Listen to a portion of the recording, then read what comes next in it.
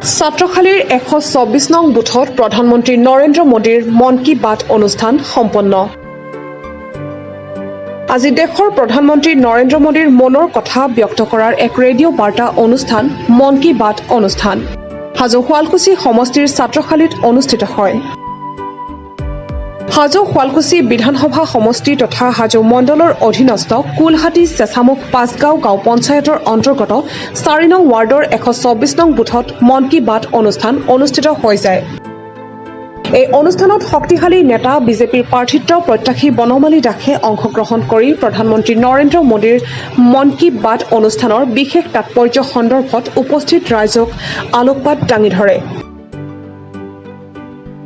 কুলহাটী ছাত্ৰখালী প্ৰাথমিক বিদ্যালয় প্ৰাংগণত অনুষ্ঠিত মন কী বাত অনুষ্ঠানৰ বিজেপিৰ মহিলা মৰ্চাৰ পূৰ্ণিমা দাস, পাৰ্বতী মালাকাৰ, ৰীতা শৰ্মা, বুথৰ সভাপতি মৃণাল দাস, সম্পাদক মিল্টন কাশ্যপৰ লগতে 124 নং বুথৰ কেইবা শতাধিক পুৰুষ মহিলা যুৱক যুৱতীয়ে ৰেডিঅ'যোগে সম্প্ৰচাৰ কৰা দেশৰ প্ৰধানমন্ত্ৰী নৰেন্দ্ৰ মোদীৰ সাৱলীল ভাষণ শুনি আলপুত হৈ পৰা পৰিলক্ষিত হৈছে। 30 নং হাজো শুৱালকুছি সমষ্টিৰ মহিলা মৰ্চাৰ হাজো মণ্ডলৰ সভানেত্ৰী হওঁ পূৰ্ণিমা দাস। মই আজি 124 নং বুথত উপস্থিত আছোঁ, মোৰ নিজৰ বুথ। আমাৰ ভাৰতীয় জনতা পাৰ্টীৰ অনুষ্ঠিত অনুষ্ঠান 131 নং মন কী বাত শ্ৰৱণ কৰোঁ। ইয়াত যশস্বী প্ৰধানমন্ত্ৰীগৰাকীয়ে আমাৰ গোটেই দেশখনৰ কথা ইয়াত আলোচনা কৰে। তেখেতে কৃষিৰ ওপৰত অধিক গুৰুত্ব দিছে। আমাৰ অসমৰ বা নৰ্থ ইষ্টৰ কৃষি এতিয়া আমেৰিকাত গৈছে, তাত জিঅ'টেক লাগিছে।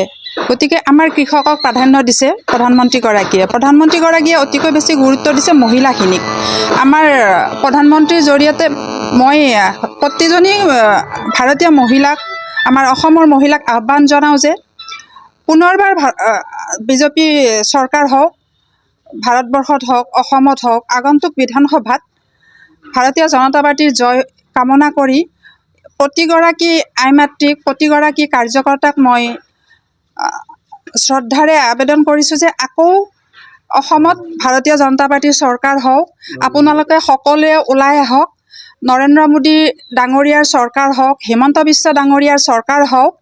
আপোনালোকক প্ৰত্যেককে আহ্বান জনাইছোঁ, মহিলা মৰ্চাক আহ্বান জনাইছোঁ। আমাৰ অসমত মহিলা মৰ্চাই যথেষ্ট কাম কৰিছে, মহিলা মৰ্চা বহুত আগবাঢ়িছে। গতিকে এই বুথৰ প্ৰতিগৰাকী মহিলাক মই আহ্বান জনাওঁ যে এতিয়া চোতাল বৈঠক চলি আছে, এতিয়া ড্ৰয়িং ৰুম বৈঠক চলি আছে।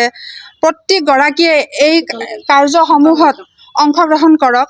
আজি 124 নম্বৰ যিটো মোৰ নিজা বুথ, এই বুথটিত আজি মন কী বাতখিনি শুনিলোঁ।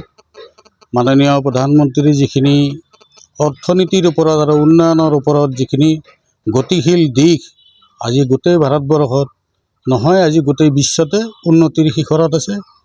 গতিকে সেয়াৰ আধাৰত, এইটোৰ আধাৰতে ৰাখি আমি অসমৰ যিখিনি মানুহ বা থলুৱা গোটেইখিনি উন্নয়নৰ দিশত আগবাঢ়ি যাব লাগে।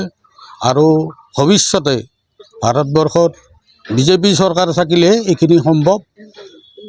মাননীয় প্ৰধানমন্ত্ৰীক এই বিষয়ত আমি ধন্যবাদ জনাইছোঁ। আটাইয়ে দলৰ হৈ কাম কৰিবৰ কাৰণে, নিষ্ঠাৰে কাম কৰিবৰ কাৰণে, আগুৱাই যাবৰ কাৰণে আমি একগোট হৈ থিয় হ'ব লাগিব। বিজেপি হাজোৰ পৰা কমলাকান্ত দাসৰ ৰিপৰ্ট, প্ৰাত টাইম ডিজিটেল। শদিয়াৰ পৰা ধুবুৰীলৈ, বৰাকৰ পৰা ব্ৰহ্মপুত্ৰলৈ সকলোৰে মাজত চিনাকি এটা নাম প্ৰাতঃ টাইম। থলুৱা ভাষা, কৃষ্টি আৰু সত্য বাতৰিৰ আধাৰত প্ৰতিষ্ঠিত খবৰ প্ৰাতঃ টাইমৰ প্ৰতিটো বা বাতৰি পুংখানুপুংখভাৱে চাবলৈ Facebook, YouTube, website, Twitter, Instagram আৰু ব্লগাৰ পেজত লাইক আৰু ফ'ল' কৰক।